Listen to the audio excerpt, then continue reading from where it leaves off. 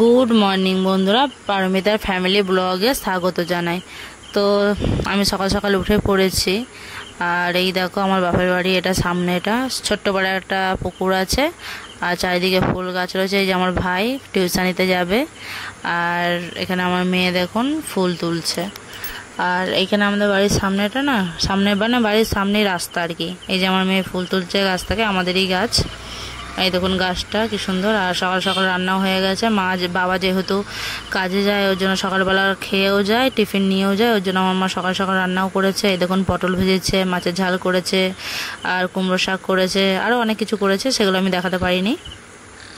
আর আমাদের বাড়ির এটা চারপাশটা দেখুন, পেছনের দিকে আছে কলা গাছ রয়েছে, আর এদিকে কচু গাছ রয়েছে, লঙ্কা গাছ আছে, তারপরে আছে বেগুন গাছ। দেখুন সাদা সাদা বেগুন হয়েছে, বেগুন গাছে দেখুন ছোট ছোট বেগুনও ধরেছে। এই হচ্ছে আমার বাড়ির পেছনের দিকটা, বাপের বাড়ি। আর দেখুন পরিবেশটা চারিদিকটা শুধু গাছ গাছ আর গাছ, চাষবাস দেখতে পাবেন। আর এখানে আমার মেয়ে বাবেলস ফুলাচ্ছে ঘরের মধ্যে। আর ঘরে না খুব পাখি, মানে শালিক পাখি, ওই দেখুন শালিক পাখি উঁকি মারছে, কারণ ঘরের মধ্যে ঘুরঘুর করে, অনেক পাখি আছে। আর এদিকে আমার মা মাসির সাথে ফোনে কথা বলছে আর নারকেল পাতা ছাড়াচ্ছে, মানে কাঠি বের করছে। আর এদিকে আমার মায়ের পুজো দেওয়া হয়ে গেছে, এই যে আমাদের ঠাকুর ঘর। আর তারপর আমরা চলে গেছিলাম বিকেলে মেজো কাকার বাড়িতে, আমার আগের পুরনো বাড়ি। চলুন সেই পুরনো বাড়িও আমি শেয়ার করব, যেখানে আমি ছোট থাকতে বড় হয়েছি। আর এটা হচ্ছে মেজো কাকার বাড়িতে। খুব সেদিন পরশুদিন রাতে খুব ঝড় বৃষ্টি হয়েছে আর বাড়ি আর আসতে পারিনি, তাই এই মেজো কাকার বাড়িতেই রাতটুকু থেকে গেছিলাম, পরের দিন এসেছিলাম। এই যে আমি বসে আছি দেখুন মেজো কাকির বাড়িতে, আমার মেয়ে বসে আছে ওদিকে। আর আকাশে খুব বিদ্যুৎ চমকাচ্ছে, বৃষ্টিও হচ্ছে। তো এটা হচ্ছে পরের দিন সকালের। এটা হচ্ছে আমার মেজো কাকার মেয়ে, বোন আমার। আর এখানে দেখুন গাছপালা লাগিয়েছে টবের মধ্যে। এটা হচ্ছে সিম গাছ আছে, আর কুমড়ো শাক গাছ আছে, কুমড়ো গাছ আছে। আর এই হচ্ছে আমার গ্রামের মাটির বাড়ি। এইখানে আমি ছোট থাকতে একবারে 5, এইখান থেকেই আমার বিয়ে হয়েছে, এই বাড়িতে বসেই। আর এখন যেহেতু মায়েরা ও বাড়িতে চলে এসছে, এই বাড়ি এখন ফাঁকাই থাকে। এটা হচ্ছে আমার বোনের গাড়ি। আর এই দেখুন এই বাড়িতেই আমি কিন্তু ছোট থেকে বড় হয়েছি, এই বাড়িটাতে। এইটা ছিল আমাদের ঘর। এখন সেই ঘরে এখন চাষবাসের ধান ঠান এইসব বস্তা রাখা থাকে। এখন আমি চাষির ঘরের মেয়ে, চাষবাস করে আমার বাবা। আর এই হচ্ছে আমার ঠাম্মি ঘর। আর এই হচ্ছে আমাদের কাকার বাড়ির, যেখান থেকে আমি ছোট থেকে বড় হয়েছি। এখানে বাগানটা, আশেপাশে প্রচণ্ড গাছপালা। আর এই দেখুন পুকুরটা, এই পুকুরেই আমি ছোট থেকে বড় হয়েছি, সাঁতার কেটেছি, এখানেই স্নান করা সব। আমার বোন আছে পুকুর পাড়ে, তাই ভাবলাম তোমাদের ভিডিও করে শেয়ার করি, আমি ছোট থেকে বড় কিভাবে হয়েছি সেগুলোই তোমাদের সাথে শেয়ার করছি।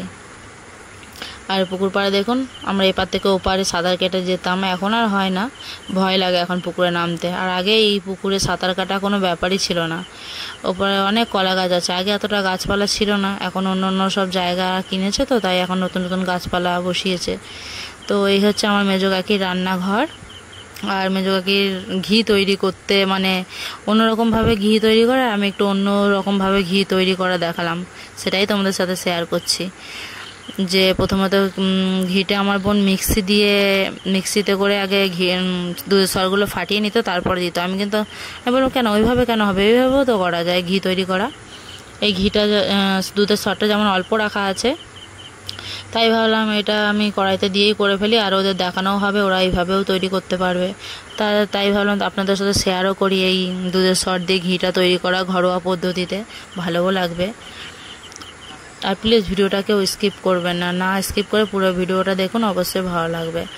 আর গ্রামের পরিবেশ বলে কথা, আর আমি যেহেতু গ্রামে গেছি, আমার বাপের বাড়ি, আপনারা তো জানতেও তো হবে না, আমরা একে অপরের বন্ধু যেহেতু। যারা যারা আমার ভিডিওটি দেখছেন অবশ্যই লাইক কমেন্ট শেয়ার করবেন, সাবস্ক্রাইব করে পাশে থাকবেন, আমিও আপনাদের পাশে আছি। প্লিজ কেউ স্কিপ করবেন না, ভিডিওটা দেখতে থাকুন। তো এখানে আমি দুধের সরগুলো দিয়ে দিয়েছি। দেখুন আমার প্রথমত এরকম জল বেরোবে, গাজলা বেরোবে, যেহেতু দুধের সরগুলো অনেক দিন ধরে রয়েছে। তাও দেখুন গ্যাসটা বাড়িয়ে দিয়ে এরকম নাড়তেই থাকতে হবে যতক্ষণ না এই দুধের এগুলো সব টেনে নেয়, জল ঢলগুলো সব টেনে নিয়ে আসল দুধের সরটা চলে আসে, আর তারপর থেকে ঘিটা বেরোবে, মানে তেলটা ছাড়বে। তাই চলুন বন্ধুরা আপনারা ভিডিও দেখুন, সমস্তটাই আমি আপনাদের দেখাবো। তো এইভাবে আমি বারবার করে ঘেটে যাব। তো আমি বলছি আজকে তোদের নতুন পদ্ধতিতে ঘি তৈরি করা শেখাই। বলা ওই মিক্সিতে দিয়ে, তারপর অনেকে দেখি না জলের মধ্যে দুধের সরগুলো দিয়ে ভালো করে চটকে নেয়, যে হয়তো হাতেও লাগাতে হবে না, এইভাবে কর হবে। যেহেতু দুধের সরটা যেহেতু অল্প ছিল, ওই জন্য ঘিটাও কিন্তু অল্পই হয়েছে। এটা দুধের সরটা যদি আরেকটু বেশি থাকতো তাহলে আরেকটু বেশি হতো। ঠিক আছে চলো, কোনো ব্যাপার না, অল্প আছে যখন এটা দিয়ে তৈরি করে দেখিয়ে দিয়ে, পরে যখন বেশি থাকবে তখন এইভাবে করবে, তাহলে আর দুধের মিক্সিতেও লাগাতে হবে না, আর হাত দিয়ে চটকাতেও হবে না জলের মধ্যে নিয়ে। তো এইভাবে দেখুন আমি নাড়তে নাড়তে দেখুন কৃষক কেমন আঠালো টাইপের হয়ে গেছে, জলগুলো সব টেনে নিয়েছে, আর এইভাবে দেখুন আঠালো টাইপের হয়ে গেছে। এইভাবে আরও নাড়া দিতে দিতে দিতে তারপর দেখুন অল্প অল্প করে কিন্তু আমার তেলটাও ছাড়ছে, মানে ঘিটাও ছাড়ছে। তারপর চলুন পুরো ভিডিওটা দেখতে থাকুন। ওই দেখুন, দেখেছেন সাইড দিয়ে ঘিটা কি সুন্দর বেরিয়ে আসছে। এইভাবে নাড়া দিতেই থাকবো, কারণ নাড়া না দিলে না কিন্তু তলায় লেগে যাবে। এইভাবে জন্য গ্যাসটা বাড়িয়ে দিয়ে আমাদের নাড়া দিয়েই যেতে হবে ঘন ঘন করে। তো যাদের ভিডিওটা ভালো লাগলো অবশ্যই লাইক কমেন্ট করবেন, বন্ধু হয়ে পাশে থাকবেন, আমিও আপনাদের বন্ধু হয়ে পাশে থাকবো।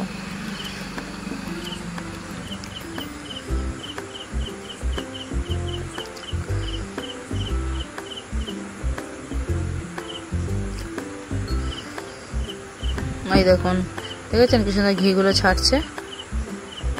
এইভাবে আরও নাড়া দিতে হবে।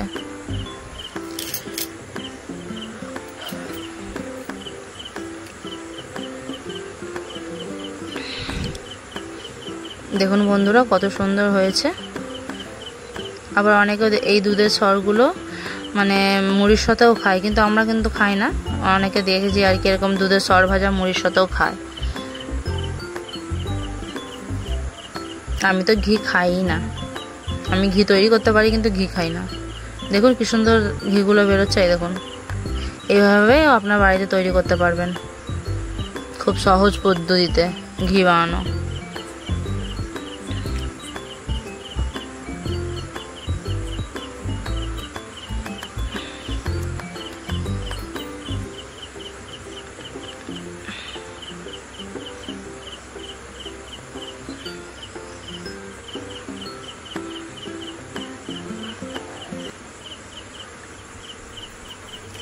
দেখেছেন কতটা ঘি বেরিয়ে গেছে। এটা আর একটু নাড়া দিতে হবে, আর একটু হবে এটা এখনো, মানে পুরোপুরি যতক্ষণ না লাল না হয়ে যাবে ততক্ষণ এরকম নাড়া দিতেই থাকবো। আর কড়াইয়ের তলায় যেন না লেগে যায় এরকম বারবার করে নাড়া দেবো।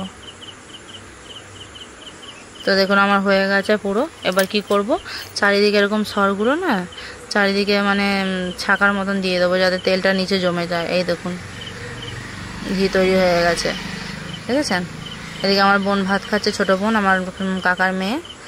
আর এই দেখুন আমি একটু বাইরে এসেছি, বাইরেটা আমাদের বাড়ির আশেপাশটা পুরো এরকম গাছপালায় ভর্তি।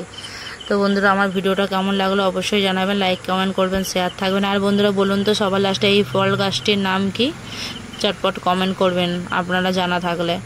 আমার ভিডিওটা কেমন লাগলো অবশ্যই জানাবেন। আপনারা সকলে ভালো থাকবেন, সুস্থ থাকবেন। টাটা। পরে একটা নতুন ব্লগ বা ভিডিও নিয়ে হাজির হব আপনাদের সামনে। টাটা বন্ধুরা, সকলে ভালো থাকবেন, সুস্থ থাকবেন, নমস্কার।